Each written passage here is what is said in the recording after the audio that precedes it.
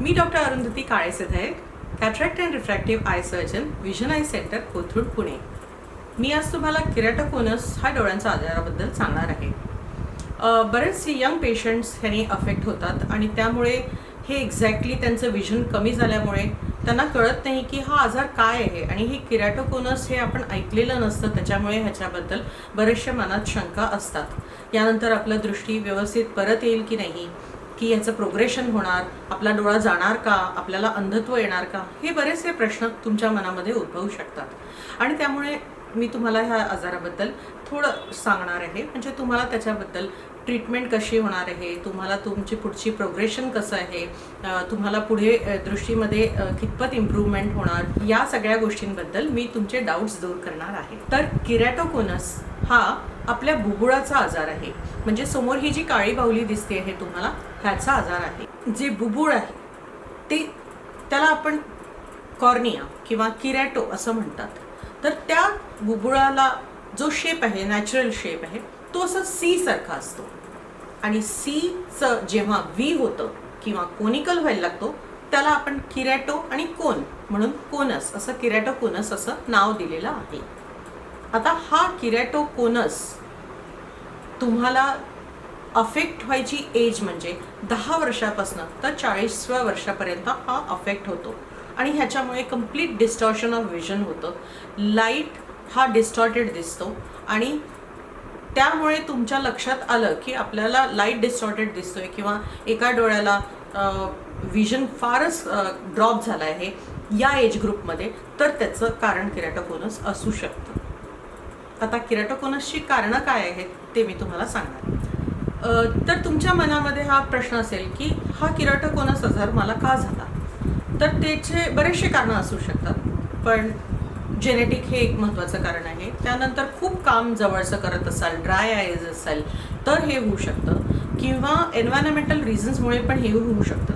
पण maximum time बघण्यात आला आहे की हे डोळे चोळल्यामुळे हा आजार होणं शक्य आहे. ज्या लोकांना ॲलर्जिक कंजक्टिव्हायटिस असतो किंवा ड्राय असतात आणि ते सारखे वारंवार डोळे चोळत असतात, म्हणजे लिटरली असे, त्या लोकांना हा किराटोकोनस म्हणजे बुबुळाचा आजार होऊ शकतो.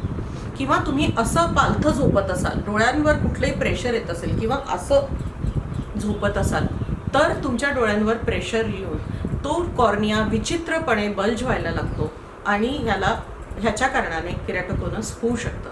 हा प्रमुख कारण आहेत जे तुम्हाला टाळू शकतात, टाळण्यासारखी आहेत. मी ह्या ड्राय आईजबद्दल आणि ॲलर्जिक कंजक्टिव्हायटिसबद्दल वेगवेगळे व्हिडिओज बनवले, तुम्ही ते बघा, म्हणजे तुम्हाला ते कारणं टाळता येतील, म्हणजे हे त्रास उद्भवणारच नाही.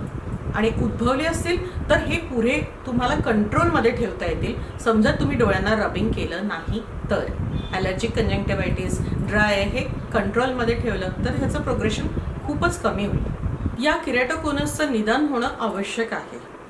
बरेचदा पेशंट आमच्याकडे उशिराच येतात, म्हणजे तो ऑलरेडी कोनिकल झालेला असतो, नाईट विजन ड्रॉप झालेली असते, कंप्लीट डिस्टॉर्शन ऑफ विजन झालेलं असतं, तेव्हा येतात. त्यावेळेस तुमच्या कॉर्नियामध्ये तुम्हाला ह्याचं डायग्नोसिस होणं महत्त्वाचं आहे.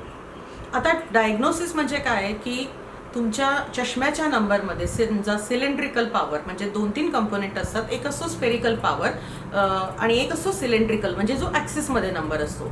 तर समजा तुमचा ॲक्सिसमधला नंबर -3, -4, 2.5 असा असेल तर तुम्ही तुमच्या डॉक्टरांकडला विचारू शकता की मला किराटोकोनसचा त्रास होऊ शकतो का किंवा आहे का. ते तुमची एक आणि टेस्ट करतील, ज्याला आम्ही टोपोग्राफी असं म्हणतो, म्हणजे बुबुळाचं मॅपिंग. त्या मॅपिंग ह्या टेस्टमध्ये तुम्हाला लगेचच डॉक्टर दाखवू शकतात की कॉर्नियाचा शेप कसा चेंज होतोय, तुम्हाला किराटोकोनस असण्याची किंवा होण्याची शक्यता आहे किंवा नाही. तेव्हा तुम्ही हे 2 टेस्ट केल्यावर तुम्हाला निश्चित कळेल की तुम्हाला किराटोकोनसचा त्रास होणार आहे किंवा आहे. आता असल्यास मग तुम्ही त्याच्या पुढे काय ट्रीटमेंट करू शकता, त्या मोडॅलिटीज मी तुम्हाला सांगते. आता सपोज तुमच्या डॉक्टरांनी तुमचा सिलेंड्रिकल नंबर बघून तुमची टोपोग्राफी केली आणि तुम्हाला सांगितलं की तुम्हाला किराटोकोनस हा आजार आहे, तर हे काही एंड नाही आहे. किराटोकोनस हा ट्रीट करण्यासारखी गोष्ट आहे. किराटोकोनसमध्ये एवढाच 40% चान्स आहे की ते प्रोग्रेस होईल. त्यानंतर समजा तुम्ही तुमचे डोळे चोळणं बंद केले किंवा डोळ्यांवर अनावधानाने प्रेशर जे देता किंवा झोपताना पालथं झोपता ते बंद केलं तर 30% प्रोग्रेशन पण बंद होतं. 10%च प्रोग्रेशन उरतं, ज्याच्यासाठी तुम्हाला ट्रीटमेंट करायची आहे. आता ह्याच्यावर महत्त्वाची ट्रीटमेंट जे तुम्हाला तुमचे डॉक्टर सांगतीलच ते म्हणजे C3R. आता C3R मध्ये एक्झॅक्टली आपण काय करतो हे मी तुम्हाला थोडक्यात सांगणार आहे. तुम्ही तुमच्या डॉक्टरांकडे गेल्यावर ते तुम्हाला सांगतील ह्याच्यामध्ये काय काय ट्रीटमेंट्स आहेत. आता तुमचे डॉक्टर ठरवतील की तुम्हाला C3R ट्रीटमेंट रिक्वायर्ड आहे की नाही, किंवा 6 महिने आपण वाट बघू शकतो. तुम्हाला ते काही ल्युब्रिकेटिंग आय ड्रॉप्स देतील, काही असे ड्रॉप्स देतील ज्याच्यामुळे तुमचं इचिंग कमी होईल आणि तुम्ही हे 6 महिने वाट बघू शकता. त्याच्यानंतर ते तुम्हाला असेस करतील आणि समजा त्यांना असं वाटलं की C3R ही ट्रीटमेंट गरजेची आहे तर ते तुम्हाला सांगतील. आता नॉर्मल कॉर्नियामध्ये होतं काय की आपले जे बुबुळ असतं त्याच्यामध्ये असे टाईट असतात, त्याचे जे फायबर्स असतात ते असे टाईट असतात. किरॅटोकोनसमध्ये काय असतं, हे जे फायबर्स आहेत ते थोडेसे असे लूज व्हायला लागतात आणि त्याच्यामुळे ह्याच्यामध्ये गॅप्स तयार होतात आणि कॉर्नियाला शेप मेंटेन करता येत नाही आणि तो असा कोनिकल होतो. आता C3R मध्ये काय करतो आपण, या कॉर्नियाच्या सरफेसवर एक रायबोफ्लेविन नावाचं ड्रॉप्स घालतो. आता रायबोफ्लेविन हे एक प्रकारचा व्हायटमिन आहे. हे ड्रॉप्स आम्ही थेंब थेंब कॉर्नियावर अगदी अर्धा तासपर्यंत घालतो. ते कॉर्नियाच्या ह्याच्यामध्ये पूर्णपणे अब्झॉर्ब झालं की त्यावर एक प्रकारचा UV लाईट टाकतो. हा UV लाईट अगदी सेफ असतो आणि त्याच्यामुळे हे कोलॅजिन क्रॉस लिंकिंग व्हायला लागतं, म्हणजे जे लूज झालेलं आहे ते परत बॉन्डिंग व्हायला लागतं आणि तुमचं जे कॉनिकल झालं आहे कॉर्निया तो बऱ्यापैकी परत टाईट आणि C शेपमध्ये यायला लागतो. आता C3R ही जी ट्रीटमेंट आहे ह्यानी तुमचं किरॅटोकोनसचं प्रोग्रेशन थांबणार आहे, पण जी व्हिजन कमी झालेली आहे ती पूर्णपणे काय परत येणार नाही आहे. आता ह्या पुढे सुद्धा आपल्याला ट्रीटमेंट करायची आहे, ती म्हणजे आपण 3 महिने फॉलोअप ठेवायचं आहे. 3 महिन्यानंतर तुमचे डॉक्टर तुम्हाला सांगतील, हवं असल्यास ते तुम्हाला कॉन्टॅक्ट लेन्सेस देतील एक प्रकारचे, ज्याला टोरिक कॉन्टॅक्ट लेन्सेस म्हणतात, आणि उरलेली तुमची जी दृष्टी कमी झालेली आहे ती ह्या टॉरिक कॉन्टॅक्ट लेन्सेसनी नक्की परत येणार. समजा तुम्हाला कॉर्नियल लेन्सेस कॉन्टॅक्ट लेन्सेस लावायचे नसेल तर तुम्ही डोळ्यांच्या आत सुद्धा कॉन्टॅक्ट लेन्सेसचं रोपण करू शकता, ज्याला आम्ही ICL असं म्हणतो. त्यांनी सुद्धा भरपूर दृष्टी परत येते आणि तुम्हाला कॉन्टॅक्ट लेन्सेस काढघाल करायला लागत नाही. तिसरं ट्रीटमेंट म्हणजे कॉर्नियामध्ये एक प्रकारची रिंग घालतो. त्या रिंगनी सुद्धा कॉर्नियाचं सरफेस फ्लॅटन होतो आणि तुमची दृष्टी बऱ्यापैकी 6/9 6/12 म्हणजे अगदी नियर नॉर्मलपर्यंत परत येऊ शकते. मी तुम्हाला अगदी शॉर्टमध्ये सांगितलं आहे. तुम्हाला काही अधिक माहिती हवी असेल तर तुम्ही मला नक्की येऊन भेटू शकता. पण किरॅटोकोनस असल्यास घाबरून जाऊ नका.